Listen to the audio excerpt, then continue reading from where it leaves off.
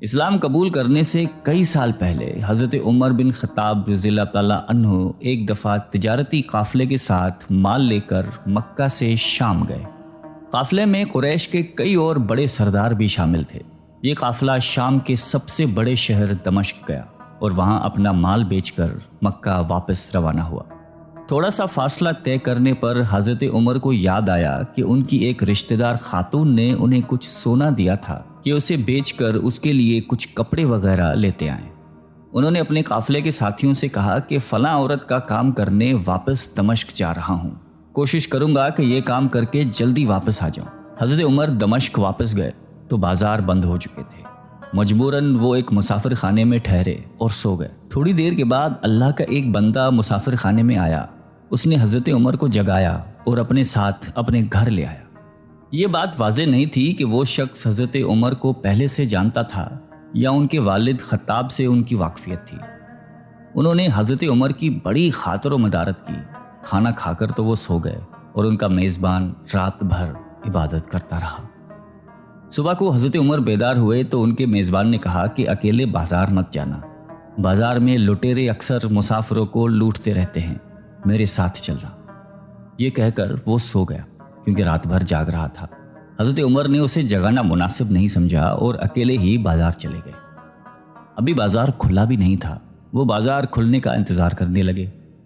کچھ دیر کے بعد ایک عیسائی پادری اپنے نوکروں کے ساتھ آیا اور حضرت عمر کی طرف اشارہ کر کے اپنے نوکروں کو حکم دیا کہ اس شخص کو پکڑ لو، یہ گرجے کا کام بہت اچھی طرح سے کر لے گا۔ اس زمانے میں حضرت عمر بڑے تنومند پہلوان تھے۔ پادری کے نوکروں نے اس کو پکڑ لیا اور ایک پرانے گرجے میں لے گئے۔ پادری نے اس کو ایک ہتھوڑا دیا اور اس کو گرجے کی ایک دیوار توڑنے پر لگا دیا۔ ایسا معلوم ہوتا تھا کہ وہ اس جگہ پر ایک نیا گرجا بنوانا چاہتا تھا۔ حضرت عمر دن بھر کام کرتے رہے۔ کہیں شام کو جا کر چھٹی ملی، وہ تھکے ہارے واپس مسافر خانے میں آ کر بیٹھ گئے۔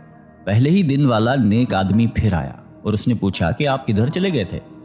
حضرت عمر نے اسے سارا قصہ بتا دیا۔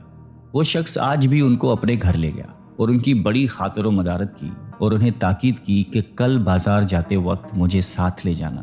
اس کے بعد وہ عبادت میں مشغول ہو گیا اور حضرت عمر سو گئے۔ دوسرے دن حضرت عمر بیدار ہوئے تو اپنے نیک میزبان کو سوتے پایا۔ انہوں نے اب کی بار بھی اس کو جگانا مناسب نہیں سمجھا اور اکیلے ہی بازار چلے گئے۔ اتفاق سے پھر وہی پادری اپنے نوکروں کے ساتھ آیا اور حضرت عمر کو پکڑ کر ساتھ لے گیا۔ ان کو غصہ تو بہت آیا، لیکن کیا کرتے، غیر ملک میں وہ اکیلے تھے اور کوئی ہتھیار بھی پاس نہیں تھا۔ دوسری طرف پادری کے ساتھ 7-8 نوکر تھے اور وہ سب ہتھیار بند تھے۔ پہلے دن کی طرح ہی حضرت عمر ہتھوڑے کے ساتھ گرجے کی دیوار توڑتے رہے۔ جب دھوپ تیز ہوئی تو پادری اور اس کے نوکر انہیں کام میں مشغول دیکھ کر چلے گئے اور حضرت عمر دیوار کے سائے میں دم لینے کے لیے بیٹھ گئے۔ اتنے میں وہ پادری گھوڑے پر سوار چپکے سے آیا اور حضرت عمر کے سر پہ ضرب لگائی اور کہا کہ ہم سب گھر گئے تو نے کام ہی چھوڑ دیا۔ اب حضرت عمر کو صبر کی تاب نہ رہی۔ انہوں نے ادھر ادھر نظر دوڑائی، ہر طرف سناٹا تھا۔ انہوں نے پادری کو گھوڑے سے کھینچ کر نیچے کر لیا اور اس کے سر پر ہتھوڑے مارنا شروع کر دیے۔ وہ بہت چیخا چلایا لیکن اس کی مدد کے لیے کوئی نہیں پہنچا۔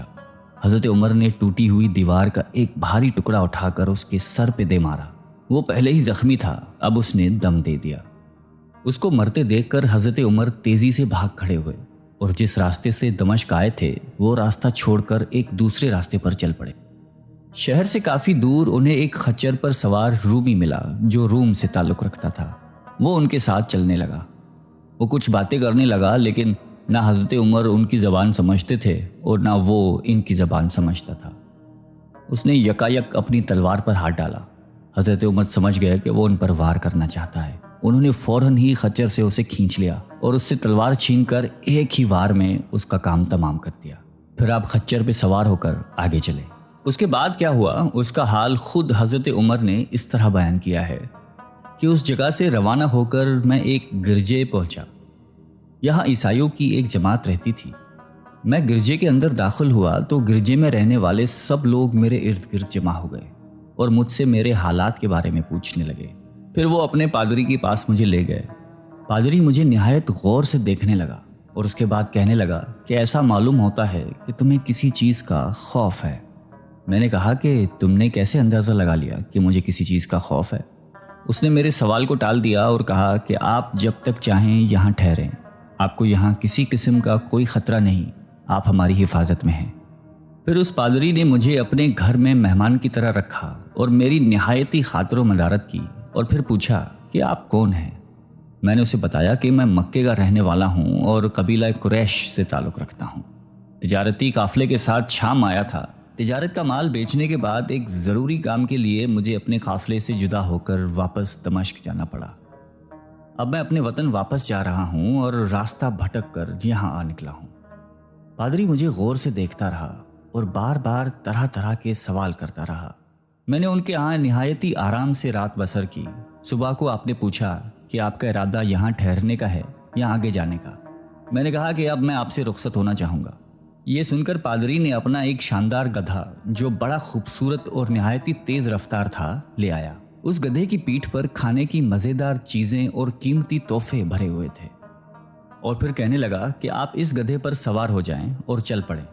راستے میں آپ کا گزر کسی عیسائی کے مکان کے پاس سے ہوگا تو وہ آپ کو اس گدھے پر سوار دیکھ کر آپ کی بے حد تعظیم کرے گا اور آپ کی خاطر و مدارت میں کوئی کسر نہیں چھوڑے گا۔ یہ کہہ کر پادری نے میرا ہاتھ پکڑا اور تنہائی میں لے کر کہنے لگا کہ اے عمر، آپ پر میرا حق واجب ہو گیا۔ میں نے کہا بے شک۔ اس نے کہا آپ کا تعلق ایک معزز قوم سے ہے، میری آپ سے ایک غرض ہے۔ میں نے کہا کہ آپ بیان کر لیں، لیکن حیرت کی بات ہے کہ آپ جیسا بڑا آدمی مجھ جیسے پریشان حال مسافر سے کوئی غرض رکھتا ہو۔ اس نے بڑے یقین بھرے لہجے میں کہا کہ سنیں، میں ایک ایسا آدمی ہوں جس سے اللہ نے آسمانی کتابوں کا علم عطا کیا ہے۔ میں نے آپ کی ذات میں بہت سی ایسی نشانیاں دیکھی ہیں جو یہ ظاہر کرتی ہیں کہ جب ایک مقررہ مدت پوری ہو جائے گی تو حالات میں زبردست تبدیلی